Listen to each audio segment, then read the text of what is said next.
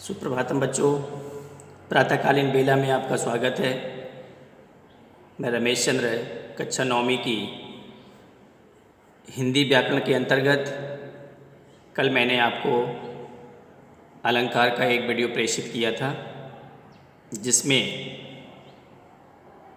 अलंकार की परिभाषा, अलंकार के भेद और शब्दालंकार के भेद में अनुप्रास अलंकार, श्लेष अलंकार और यमक अलंकार को विस्तार से समझाते हुए वीडियो प्रेषित किया था।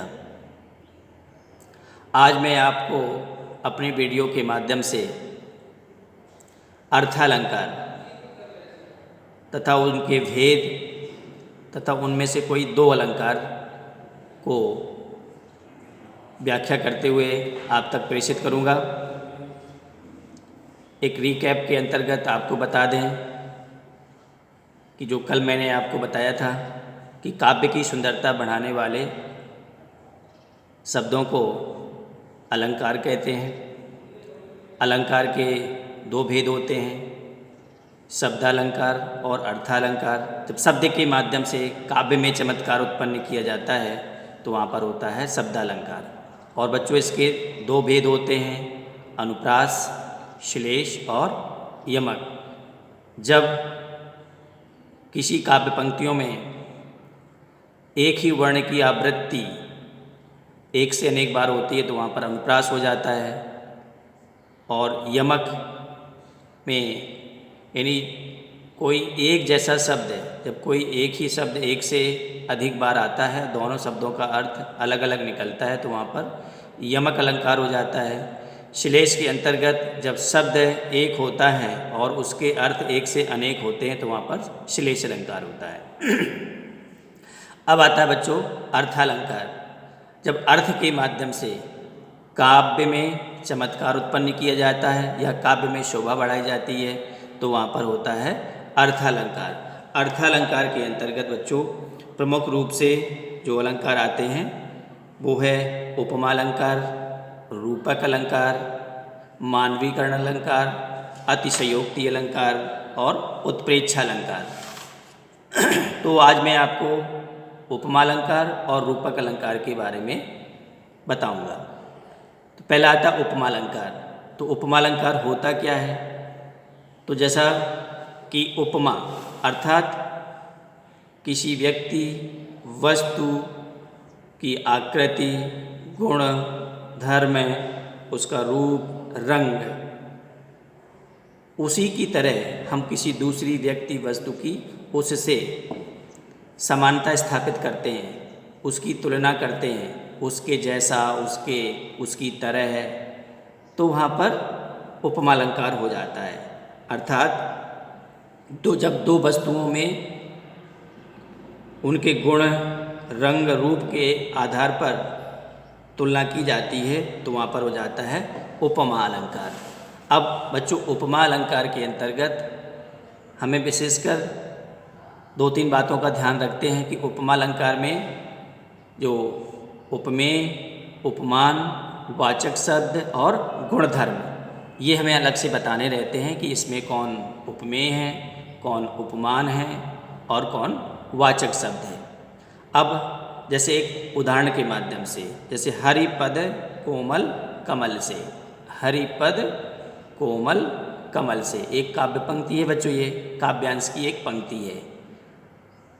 इसका भावार्थ है कि हरि कहते विष्णु जी के, विष्णु जी के जो पद हैं, पैर हैं, कमल के समान कोमल हैं। तो यहाँ पर जो विष्णु जी के जो पैर हैं ये उपमेय। तो उपमेय बच्चों का मतलब कि जिसकी समानता की जाए, अर्थात जिसके गुणों को दूसरी वस्तु से हम तुलना करें या दूसरी वस्तु के समान उसको माने। जैसे यहाँ पर हरिपद, तो विष्णु जी के जो पैर हैं ये हो जाएंगे उपमेय। और उपमान किस वस्तु से, जिस वस्तु से हम तुलना करते हैं उसकी, वो हो जाता है उपमान। और हरि अर्थात विष्णु जी के जो पैर हैं ये हो गए उपमेय। तो उपमान कमल, कमल हो गया उपमान, और हरिपद, पद हो गए उपमेय। अब आता है वाचक शब्द। तो वाचक शब्द में सा, सी, से, जैसे, वैसे, की तरह है, ऐसे शब्द वाचक धर्म। अब आता है गुण धर्म। तो जिन दो वस्तुओं के बीच में हमने समानता स्थापित की है या तुलना की है, तो किस आधार पर हमने तुलना की है, वो होता है गुणधर्म। जैसे कमल क्या होता है बच्चों, बहुत कोमल होता है, बहुत सॉफ्ट होता है। तो ऐसे ही तो यहाँ पर कोमलता, मुलायमपन, नाजुकता, ये हो गए उसके गुणधर्म। इस प्रकार से हम उपमा अलंकार को पहचान सकते हैं उनके वाचक शब्दों के आधार पर और गुणधर्म बता सकते हैं। उपमेय क्या होता है, उपमान क्या होता है। अब दूसरा बच्चों आता है रूपक अलंकार। कौन सा अलंकार, रूपक। तो रूप शब्द का अर्थ होता है रूपक और जिसका अर्थ होता है एकता। जब हम उपमेय और उपमान में बिल्कुल भेद ही समाप्त कर दें, भेद मतलब ये समझ में ना आए कि कौन उपमेय है कौन उपमान है। उपमान में कोई अंतर नहीं रहता, उपमेय और उपमान में कोई नहीं अंतर नहीं रहता। यानी कह सकते हैं कि उपमेय और उपमान में भेद ही समाप्त कर दें तो वो वहाँ पर हो जाता है रूपक अलंकार। अब इसको एक उदाहरण के माध्यम से समझेंगे तो बच्चों रूपक अलंकार समझ में आ गया। रूप का मतलब एकता। जब हम उपमेय और उपमान को एक मान लेते हैं, ये उपमेय को उपमान पर आरोपित कर देते हैं तो वो एकता हो जाती है और दोनों में कोई भेद नहीं रहता। जैसे एक उदाहरण है कि बीती विभावरी जागरी, अंबर पनघट में डुबो रही तारा घट उषा नगरी। तो बीती विभावरी, यहाँ पर दो सखियाँ, तो बीती विभावरी, विभावरी कहते हैं रात को, जागरी जागना, तारा घट उषा नगरी। तो बच्चों ध्यान से समझेंगे, अंबर कहते हैं आकाश को। तो यहाँ पर आकाश को पनघट मान लिया गया है। अंबर आकाश और पनघट, पनघट जैसे कि कुएं में पानी भरने का एक घाट होता है, तो आकाश को क्या मान लिया गया है, पानी भरने का घाट। अंबर पनघट में डुबो रही, पानी भरने के लिए महिलाएं क्या लेके जाती हैं, घड़ा लेके जाती हैं। तो अंबर पनघट में डुबो रही तारा घट उषा नगरी। जो तारा है वो घट है, घड़ा है। तो यहाँ पर घड़े को, ये तारा है उसको, उसकी जो समान, उसकी जो एक रूपता, जो एकता की गई है वो किससे की गई है, घड़े से। और उषा नगरी, जो प्रातःकाल की जो वेला है उसको नगरी, नगर मान लिया गया है। तो इस प्रकार से यहाँ पर उपमेय और उपमान में एकता स्थापित की गई है, एक रूपता मान लिया गया है।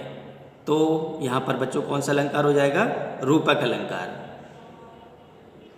इस काव्यांश में एक बार दोबारा बता देते हैं कि बीती विभावरी जागरी, अंबर पनघट में डुबो रही तारा घट उषा नगरी।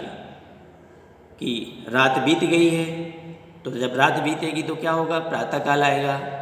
अब उसका कवि ने सुंदर चित्रण किया गया है कि जो आकाश में जो तारे दिखाई देते हैं, अंबर आकाश में, कि अब वो तारा घट, जो तारे हैं वो घड़ा है, और पनघट, तारा घट उषा नगरी, और जो प्रातःकालीन की जो बेला है उसको नगरी मान लिया गया है। अतः ऐसी स्थिति में यहाँ पर रूपक अलंकार है। कुछ और उदाहरण आप पढ़ेंगे पाठ्य पुस्तक के माध्यम से तो आपको रूपक अलंकार के बारे में स्पष्ट रूप से आपको समझ में आ जाएगा। आज की वीडियो में इतना ही। शेष कल 2 अलंकार के बारे में आपको और समझाते हुए वीडियो प्रेषित करेंगे। तब तक के लिए बहुत बहुत धन्यवाद।